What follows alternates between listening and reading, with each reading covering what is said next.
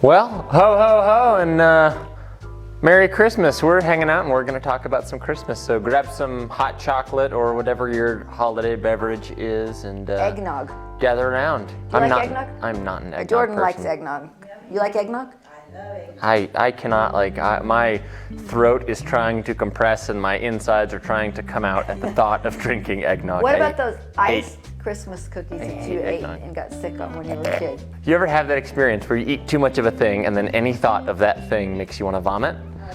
Yeah. For me, it was those frosted animal crackers, like the pink and white ones. They weren't Christmas, I don't think, but it was just the animal crackers. And whenever I see those frosted animal crackers, my stomach tightens and my gag reflex activates and I'm just like, you know, it's like a, Jesus save me. I'm that way about malted milk balls. I don't know that I ever got sick on them. You don't like Whoppers? I can't even smell them. They make me want to barf. Yeah, so. Sorry, Whoppers. Interesting. Sorry, Whoppers. Good old candy. Yeah.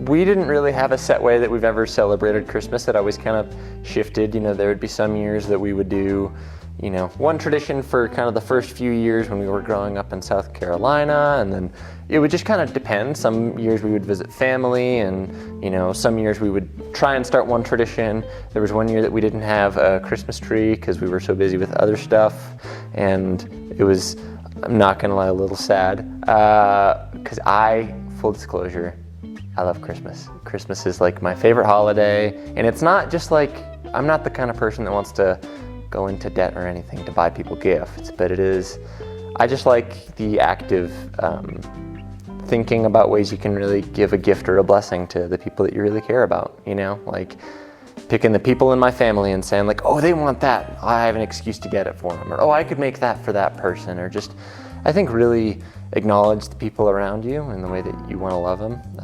I've always really appreciated that aspect of it, even though my family doesn't always echo that sentiment.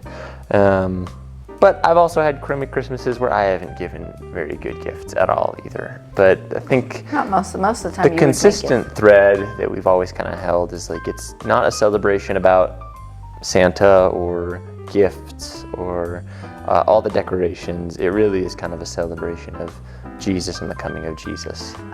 Okay, one tradition that we've done since we've been at Christ Church, since the beginning, is the Christmas Eve service, and that is lovely. We didn't do that in South Carolina. We did once. That's a beautiful tradition. Mm-hmm. Yeah. Okay, so as we move on to the next little part of this discussion, I feel like I need to follow up with a couple of things that he said. There's been a lot of discussion off camera, trying to rein this in and tone this down. Yes, it's true. I have been a Christmas Scrooge. I will say, especially since having daughters-in-law, that I'm trying to learn new ways to make Christmas more meaningful, and we'll talk about that. I would like to address the comment about the year that we didn't have a Christmas tree, and that was 2013. We did the Charlie Brown Christmas play. You were Charlie Brown. It ended up being this, what we thought was a small little thing. Were you here for that, Janie? You did? That was my first year here, but I got on a train on Christmas Eve and went to California, and my daughter-in-law got me a ticket to go see. Oh, that's when Ruben lived there. Yeah. Okay, oh.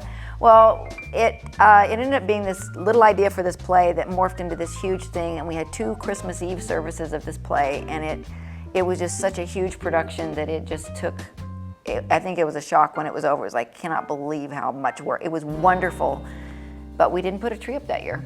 And you have to know, those of you watching, that we start at Christ Church in June and July, literally scheduling the Advent calendar, because we know how busy families are, and we have to be really careful about what we put on the calendar, what we're asking families to do during the Advent season, because we want families to, you know, have the meaningful time at home. And so that's kind of where I want to ask Jonah. It's like, what are the things, and Janie, what are the things that really are essential?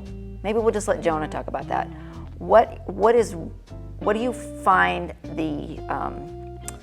is essential to celebrate Christmas?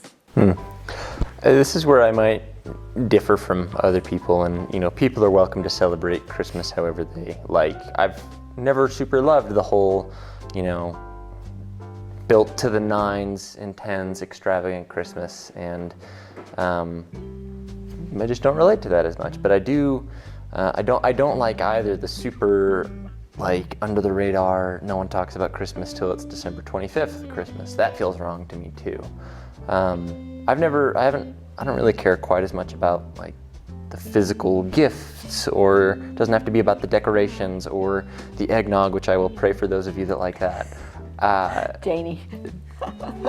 Sorry. Grown up eggnog. I thought you said we were under 21 in this, Janie. But to me, I think what I love about Christmas is the anticipation. You know, you've got 25 days where you're looking forward to this awesome day where people come together and they celebrate things and they drop everything else to celebrate this day. And I think there's a lot of ways we can do it, but to me, the reason I love it is because it reminds me so much of what Israel had to go through. You know, for years and years and years, they're looking for this promised Messiah who's going to come in and right their wrongs and solve their problems. And it is up and down, and this king's great all of a sudden, and then, oh my goodness, no, he's not. And just for years and years and years. And finally, this person comes down, and it's not just a person, but it is the greatest gift ever. It's, you know, it's God incarnate in flesh, and everybody stops what they're doing, and it doesn't matter if you're a lowly shepherd or a king from far off. Like, you came together to celebrate this gift to humanity, and it stopped you in your tracks. And it was so much anticipation and waiting and pain coming to this moment, and then just an awe-filling moment where Jesus finally came down. And that's what I love about Christmas, and that's how I like to celebrate Christmas, is like a period of anticipation and, you know, prayer and scripture and church, and visiting with friends and getting people gifts and celebrating those things, and then on the day having a full reveal where, you know, it's all the things that were unseen are suddenly seen. Like, that's what I like about Christmas, is the sudden beauty of it on a day when there's so much anticipation. And so that's what I think matters to me. Well, that's lovely, Jonah. Really, I'm glad that you're able to redeem some of that out of growing up in a house where I'm pretty ping-ponging around about how we celebrate. Except we've always focused on Jesus. We really have. Just not. Yeah, I keep apologizing. It is what it is. We do want to hear. Comment below or find us in person and grab us by the lapels and shake us back and forth and tell us how you guys like to celebrate Christmas. That's right. See you next time.